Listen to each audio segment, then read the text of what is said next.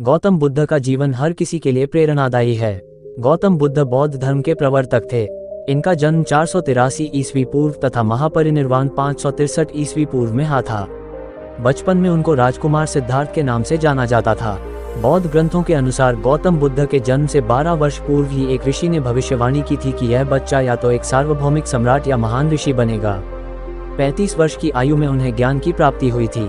वो संसार का मोह त्याग कर तपस्वी बन गए थे और परम ज्ञान की खोज में चले गए थे। आइए आज हम आपको सिद्धार्थ के महात्मा बुद्ध बनने तक के सफर के बारे में बताते हैं। जन्म काल। बुद्ध का गोत्र गौतम था। बुद्ध का वास्तविक नाम सिद्धार्थ गौतम था।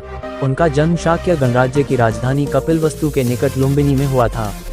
बुद्ध के जन्म के 7 दिन के भीतर ही उनकी माता का देहांत हो गया था। उनका पालन पोषण उनकी मौसी गौतमी ने किया था। शिशु का नाम सिद्धार्थ रखा गया था। शाक्य वंश के राजा शुद्धोधन सिद्धार्थ के पिता थे। सिद्धार्थ के जन्म से पूर्व हुई भविष्यवाणी से परेशान होकर उनके पिता ने उन्हें तपस्वी बनने से रोकने के लिए राजमहल की परिधि में रखा। गौतम राजसी विलासिता में पले बड़े, बाहरी दुनिया से आक्रांत, नृत्य करने वाली लड़कियों द्वारा मनोरंजन, ब्राह्मणों द्वारा निर्देशन और तीरंदाजी, तलवारबाजी, कुश्ती, तैराकी और दौड़ में प्रशिक्षित किए गए थे। कम उम्र में ही उनका विवाह राजकुमारी यशोधरा से करा दिया गया। दोनों का एक पुत्र भी हुआ जिसका नाम राहुल था। सिद्धार्थ बचपन से ही अत्यंत करुण हृदय वाले थे। वो किसी का भी दुख नहीं देख सकते थे। इतने प्रयासों के बाद भी 21 वर्ष की आयु में उनकी अपने राज्य कपिलवस्तु की गलियों में उनकी दृष्टि 4 दृश्यों पर पड़ी। ये दृश्य थे एक वृद्ध विकलांग व्यक्ति, एक रोगी, एक पार्थिव शरीर और एक साधु। इन 4 दृश्यों को देखकर सिद्धार्थ समझ गए थे कि सबका जन्म होता है, सबको बुढ़ापा आता है, सबको बीमारी होती है और एक दिन सब मृत्यु को प्राप्त होते हैं।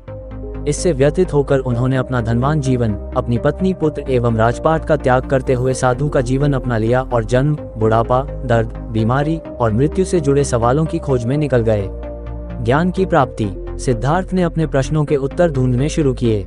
समुचित ध्यान लगा पाने के बाद भी उन्हें इन प्रश्नों के उत्तर नहीं मिले। फिर उन्होंने तपस्या भी की लेकिन अपने प्रश्नों के उत्तर नहीं मिले। इसके बाद कुछ और साथियों के साथ अधिक कठोर तपस्या प्रारंभ की। ऐसे करते हुए 6 वर्ष व्यतीत हो गए। भूख से व्याकुल मृत्यु के निकट पहुंचकर बिना प्रश्नों के उत्तर पाए वह कुछ और करने के बारे में विचार करने लगे थे। एक गांव में भोजन की तलाश में निकल गए, फिर वहां थोड़ा सा भोजन ग्रहण किया। इसके बाद वह कठोर तपस्या छोड़कर एक पीपल के पेड़, जो अब बोधि वृक्ष के नाम से जाना जाता है, के नीचे प्रतिज्ञा करके बैठ गए कि वह सत्य जाने बिना उठेंगे नहीं। वह सारी रात बैठे रहे और माना जाता है यही वह क्षण था जब सुबह के समय उन्हें पूर्ण ज्ञान की प्राप्ति हुई थी। उनकी अविद्या नष्ट हो गई और उन्हें निर्वाण यानी बोधि प्राप्त हुई और वे 35 वर्ष की आयु में बुद्ध बन गए। बुद्ध को शाक्य मुनि के रूप में भी जाना जाता है। 7 हफ्तों तक उन्होंने मुक्ति की स्वतंत्रता और शांति का आनंद लिया। प्रारंभ में तो वो अपने बोधि के बारे में दूसरों को ज्ञान नहीं देना चाहते थे।